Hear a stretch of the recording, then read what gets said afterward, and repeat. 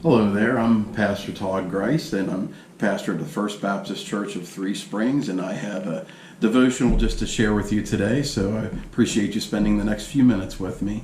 Today I'm going to be speaking about some scripture in the Bible from Luke chapter 8, verses 26 through 39. And actually, it's one of the more unusual stories of the Bible. It shows the power that sin can have over us in all areas of our lives. But it also shows that God comes into our lives not just to convict us of those sins, but also, more importantly, to forgive us of those sins. So let's read the scripture very quickly, shall we? Luke chapter 8, verses 26 through 39. They sailed to the region of the Gerasenes, which is across the lake from Galilee. When Jesus stepped ashore, he was met by a demon-possessed man from the town. For a long time, this man had not worn clothes or lived in a house, but he had lived in the tombs.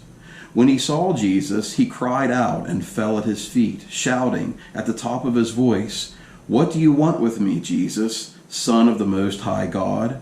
I beg you, don't torture me." For Jesus had commanded the impure spirit to come out of the man. Many times it had seized him, and though he was chained hand and foot, and kept under guard, he had broken his chains and had been driven by the demon into solitary places. Jesus asked him, "What is your name?" "Legion," he replied, because many demons had gone into him. And they begged Jesus repeatedly not to order them to go down into the abyss. A large herd of pigs was feeding there on the hillside. The demons begged Jesus to let them go into the pigs, and he gave them permission. When the demons came out of the man, they went into the pigs, and the herd rushed down the steep bank into the lake and was drowned. When those tending the pigs saw what happened, they ran off and reported this in the town and countryside, and the people went out to see what had happened.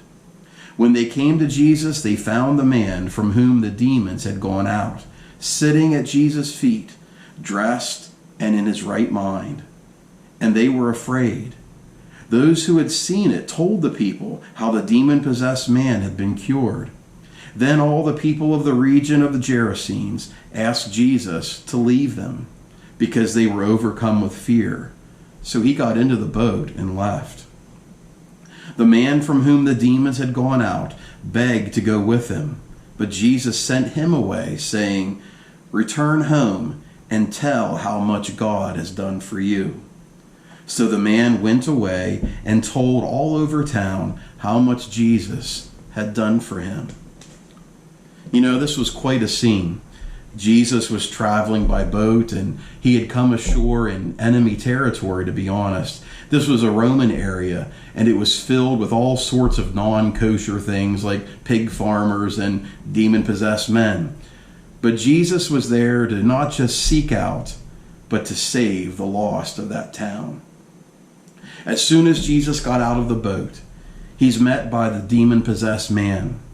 He's naked, he's homeless, and he's clearly not in his right mind. Sin has captured this man, and he needs to be set free. He recognizes the power of Christ. He falls at his feet and he cries out to him. You know, maybe today you don't look like this man from the outside, but maybe there's a battle going on inside of you, because sin truly does capture us. It affects everything. It affects our relationships, our physical, our emotional, and our mental health. You know, the good news for today is that Christ can set us free and Christ can restore us. Before this man came to Jesus, he was without clothes, a home, or friends. He lived in isolation among the tombs. But when he allowed Jesus into his life, the grace of Christ restored everything that he had lost. We see him sitting at Jesus' feet, fully dressed. Even his mind was at peace. You know, my prayer for you today might actually be surprising. You might have assumed that I want you to be forgiven and be restored, just like the demon-possessed man. And that is true. I want you to be forgiven, and I want you to be restored today. But even more so, I don't want you to be like the crowd who saw the power of Christ in this man's life. And what did they do? They sent him away. They sent him away. Why did they send him away? Were they too ashamed? Were they too proud? Were they too stubborn?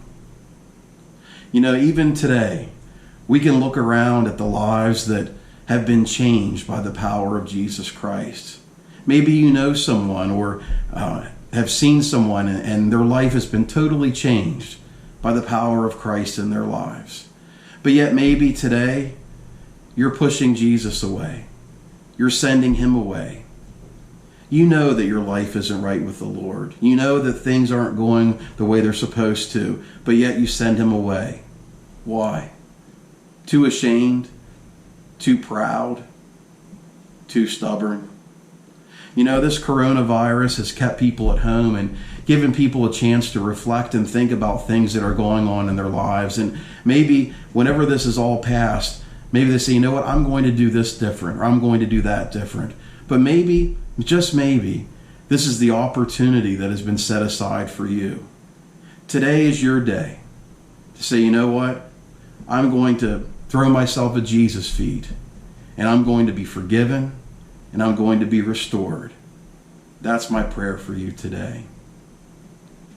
You know, I would like you to continue to follow along with the postings that I put on this YouTube channel. And if you would, please check us out on Facebook and also our website, FBC, as in First Baptist Church, FBC3SpringsPA.org.